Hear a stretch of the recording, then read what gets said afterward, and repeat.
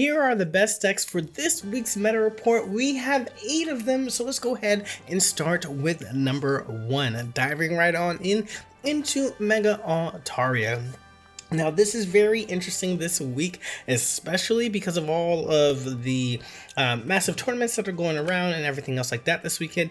But Mega Altaria is really trying to cinch in that it is the best Mega card.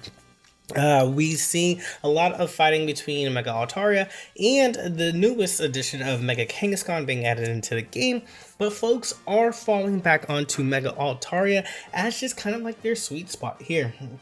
And we've seen time and time again the different variations that are running through, but this one has found a lot of success this week where you are running 2 Swablu, 2 Mega Altaria, 2 Chinglin, 1 Jirachi, 1 Tapu Lele, 2 Professor's Research, 2 Lucia, 2 Cyrus, 1 Copycat, 1 Mars, 1 Lucky Ice Pop, 2 Rocky Helmet, and the Training Area. Training Area, for those of you who do not know, boosts your damage for your stage 1 Pokemon by plus 10. So with a full bet, you are attacking for 140 HP. This is before you have already softened up your opponents with either through Jirachi, which does 30 to any bench Pokemon. So really taking out those baby Pokemon right off the bat, or even just softening up those EXs or even Megas in the back so that way you can Cyrus them up here, right? A Jirachi with a Mega Altaria EX with a Training Area clears out Mega Absol for you because we've seen time and time again how many folks love Hydreigon, but this 1-2-3 punch here, being able to take out that Absol in the back, running double Cyrus here to ensure that you can honestly just win the game like that is really sweet. Now the other addition here, which again takes really no energy to unleash, is Tapu Lele. This energy arrow, this attack does 20 damage to one of your opponent's Pokemon for each energy attached to that Pokemon. So now again, if they're trying to charge up in the back, trying to stay safe by on the bench, you don't have to really worry about Sabrina's anymore because Tapu Lele is able to attack that and then increase that damage. The more, just even 2 energy or even more so than that, but like looking at 2 energy, you're dealing 40. Getting yourself a lot more damage done to your opponent's board. This is really cool in terms of like what you're trying to do in terms of setting up your board to win, being able to really Cyrus that up here. Let's see us get notching out, 5 of these Pokemon. And so that way, like, you're noticing that there's no Pokeball in here, right? Like there really isn't. Your Lucias, your 2 Lucias in here net you 4 Pokemon off of that, which is why they don't really run it in this deck, which is really interesting that like we have enough cards to kind of move away from Pokeball. We've seen a lot of decks with just 1, but now to not have any and still draw into all of your cards and still do really well is really crazy. So this is Mega Altaria EX, and we're going to move on to Mega Absol and Hydreigon. This deck is not going anywhere anytime soon. When you are able to turn to ramp into your stage 2 and attack your opponent for 130, it kind of goes crazy. This advantage here is like really strong because again you're really taking out your opponents, especially if you're going first. There's really not a lot of Pokemon that are surviving that evolve into an attack here. And then you have your Mega Absol for your disruption. You have Baby Absol to again really affect that backline, making sure that you could win your late game with Cyrus.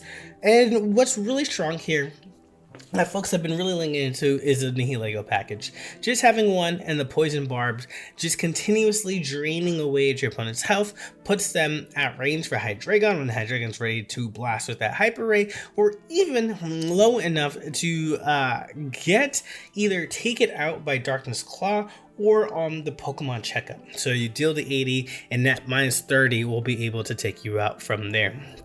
So really hard deck to compete with, and I'm really curious as to know who do you all think is the big bad of the meta. I am really starting to think that like Mega Absol really might take the deck, take the crown for the big bad with Hydreigon here, more so Hydreigon than Mega Absol, but this deck feels like the one to beat oftentimes, and folks do, but you definitely have to run through this deck in order to be able to do so. Then we go into Greninja or Choreo with a splash of Mega Kangaskhan. So like I said before, Mega Kanga here is really trying to punch its way up as to the highest or more popular or more, accomplished Mega, I should say. And quite frankly, it's doing a really good job of claiming the number 3 spot out of all Megas, possibly number 2, beating out Mega Absol. Is really having a hard time beating out Mega Altaria just yet. However, this the reason why you love Mega Kangaskhan, which doesn't apply to any of the other megas, is its flexibility, meaning that this deck, Greninja and Oricorio, was more sort of a B tier deck, right? Like you were able to attack anywhere from the bench because you have your Greninja, you were able to stall because you have your Oricorio, but it didn't have that punching power. So with this deck, essentially, used to be a grind out game. They're very long games because you are trying to whittle down your opponents to ensure you're not losing ground, and so you're just taking cheap shots with your 50 damage or your 20 damage and leaving your Oricorios up front, or throwing your Greninjas up front to withstand any of their non-EXs, or if their EXs are out, you have your double Oricorios out, so you don't have to worry about a Repel or a Sabrina. But now with Mega Kangaskhan, you are essentially dealing 140 because of the Water Shuriken, double Greninja, 160 per turn. You have that final oomph that's out there as well. You could leave your Oricorio up front and then build up your Mega Kangaskhan in the back. You have your Elma to retreat it and then power that stuff right back up again. The Pichu's in here to show love to Mega Kangaskhan as well too. So now you have the annoyance of the chip shots with Greninja, the stall with Oricorio, but you have that punching power, that fire power that this deck needed, and that is Mega Kangaskhan. So being able to hit for the 80 and then the 40, and then you'll notice that this deck doesn't have any extra boost here, right? Like no Giovanni, no red, but that's because you are getting that extra 20 damage from your Greninjas, so possibly 40 damage, so you can run things like an Irida or a Serena, just to ensure that you're getting that. I might find a way to run double Cyrus just because you have your Greninja ready to go, but you can always knock out that first Pokemon with your Mega Kangaskhan EX and then Cyrus up something else up as well too. And if they try to hit you with their own Oricorio, you have your Greninja or even Water Shuriken with an Oricorio to ensure that you're taking it out. And then we move on to another variation of Mega Altaria EX. You gotta love running the Ching-Link here, but you were pairing it up with Gourgeist. Gourgeist here is pretty good. Stage 1, 110 HP. Now that's a lot to deal with. Soul Shot, 70 HP. You have to discard a card in your hand in order to be able to use it, but it's 1 energy for 70 damage. That's very strong. As long as you have cards in your hand, then you're just able to really start whittling away on your opponent. You attack once, that really sets up going right into your Mega Altaria to be able to attack from there. There's a lot of situations where you can clear things away. This gives you a clear answer to Oricorio, having to worry about any hits back from it, because it clears it out in 1 hit as well too. So this Gourgeist, folks are really finding a lot more success with this weekend. It really has popped through, and more people are bringing it in into the tournaments, and it's seeing on the high, upper ranks there as well. I think that 1 energy 70 damage is really fast, right? You go first, you're knocking out most, if not all, basics that are not EXs out the way, and now you're able to rally out your back line, your bench, with your Gourgeist that has 110 HP. So they have to get through that, and even when they do get through that, you have a second one set up, so they have to go through that, or you have your Mega Altaria EX, right? Even if they take out both Gourgeist, they still have to deal with the Mega that's there in order for them to win the game. So all in all, it's really not only just providing a wall, so to speak, right? Even if we take a look at other variations of Mega Altaria, there 110 HP is, you still need to hit it, right? You need to hit it, or you need to invest heavy energy into those EXs that can hit harder for that, or it's like a stage 2, but then again, that's time that's needed in order to be able to do that. So the quickness and the HP of this, while dealing some good damage, has really paired well with Mega Altaria EX to kind of just be your end game sweeper here. And then we go into a deck that is kind of crazy to think that is back, right? So just so that way you can see, there's one peculiar plaza here that's like hiding behind my screen. Yeah, Dark Tina's back.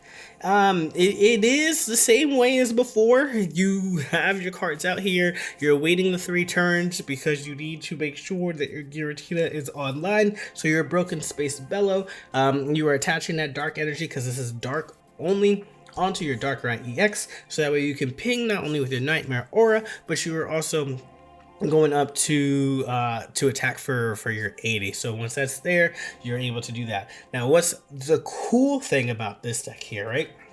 You have Indeedee EX now, so that way they're getting like that 20 HP heals. You have Lucky Ice Pop now. If you know a Lucky Ice Pop, you're not healing for 20. You're healing for 80 or 100 or 150. Your opponents are going off. They're getting their full health back. But this just goes to show that you have now more healing options. So like, it's very tricky to whittle these folks down, but you also have Giant Cape and Starting Plains. This is an additional 40 HP for your basic Pokemon. And if we attach that to Giratina, Giratina jumps from 150 to 190. And the one that we just saw was 190 was a Mega Altaria, right? Like, you are reaching the HP of Mega Pokemon. Darkrai goes from 140 to 180. Like, it is just so much health, and then you have so much sustain between the Indeedee EX and the Lucky Ice Pop that you are able to set up and set up consistently because of that extra HP bonus in the health wise, and then you can then start attacking. And when you are getting attacked, your opponent is no longer just dealing with their HP, they're also dealing with the heals as well too. So we played this on the channel recently, and it felt really good. The games are slower for sure. Like the Pocket has evolved into a faster game. You have your rare candies, you have your mons that attack for 2 energy, and so on and so forth. You have all the ramps now except for fighting. But if you're looking for, again, very consistent deck, if you're looking for a deck that like just takes its time, you have your options between which traders and things you're playing around with, then this is the deck for you, right? Like, this is the folks, if you're like coming in and you're like Suicune this, Suicune that, or Hydreigon this, Hydreigon that, for the folks who have been here since day one, this was the deck that like really took over and like was the deck. And so seeing it come back in some kind of rendition, it's very interesting. I heard somebody said it never left, it was hibernating, and now it's up. Then we jump into this deck here. Let me see. Do we have it? Yes, we do. Here we go. We got our Greninja, Furfrou, Mega Absol, and Darkrai. So what's really interesting about this is that this was typically Chingling, but I think I kind of like this version a little bit here. Main reason is that Furfrou just survives longer than Chingling does. Yes, you are like, you don't need the energy to attack. Yes, you get to like make sure that they're not Pokeball or rare candy.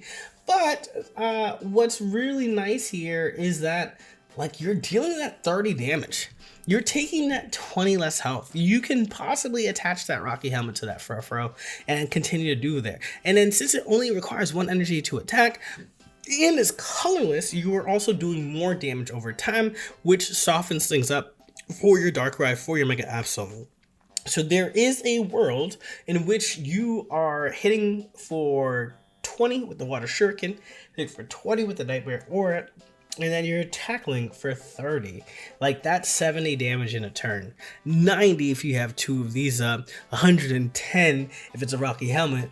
Then you're taking minus 20, and then they gotta go through all of that again, right? Like, because your Furfrou didn't go down. Like, so it's cool. It's cool. It's 1 retreat cost as well too. So like, you don't really have to worry about running away or retreating and like not being able to attack once you go back in. So I like the change here from Chingling to Furfru. Furfru is a really, really strong card. We've seen this card get thrown into a bunch of things. And finding a home in a deck like this seems pretty sweet for it.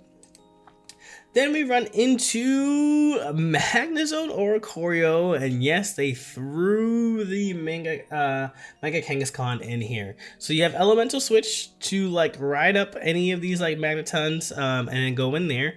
You have your options between Mirror Shot and making your opponents flip, or getting that 110 damage. That's like really like that higher power, right? We play Geo, we play Red for a reason. That extra 10 or that extra 20 damage goes a long distance. You have your stalking with Oricorio, and then you have your punching power with Mega Kangaskhan. Between Licia and Clement, you are drawing through your deck, right? Like the Licia grabs you your Magnemites, the Clements grab you your Magnetons, a Pokeball could grab you an Oricorio or your Mega Kanga, which is really great. Protective Poncho to ensure your Mega Kanga doesn't get pulled up, and so that way you can like really ensure that this is happening, and even if it does, it can just get Ilmoed away, and then you can always Elemental Switch that energy back up for that second turn after that. So this was already a strong core right here. And for the fact that they made a way to fit Mega Kangaskhan into a core that already works, again, speaks to the volume of the flexibility that Mega Kangaskhan has.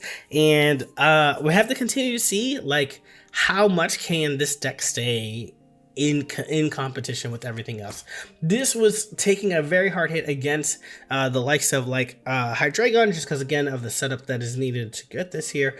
But Hydreigon can lose out to Mega Kangaskhan, right? And so that's just like a whole other piece. If they don't have that NDDD healing them, when they do their array, they're down to 120, and then Mega Kangaskhan are able to knock them out in one, right? And like the Thunder Blast of Magnezone can't do that. So that is one of those interesting ones. You're waiting on this Magnezone Mirror Shot in order to see if they'll flip, but now you have a sure shot in being able to take that out right away.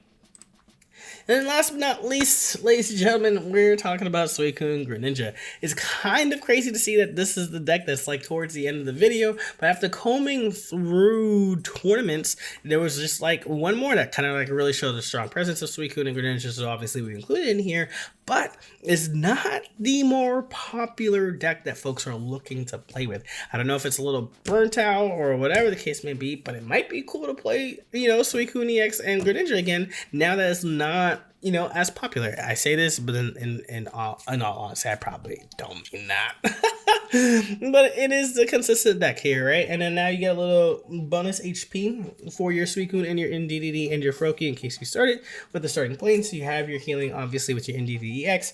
You draw your cards, go into your Greninja's shifting stream. If your Suicune was going a little too low, heal it up, and then you start attacking. If your opponent has no bench, you attack with Greninja EX. If your opponent has bench, you attack with Suicune EX, and that's the game plan. It still hasn't changed. You do see a rendition of a stadium is in here. You can play with the stadium or not. Either one is okay.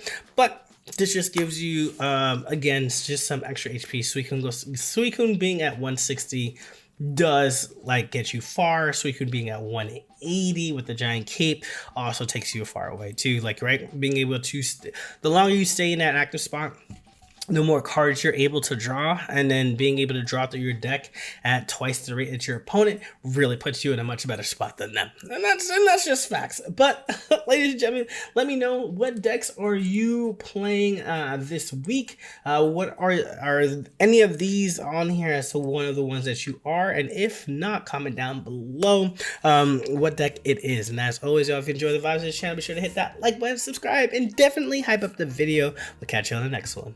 Peace.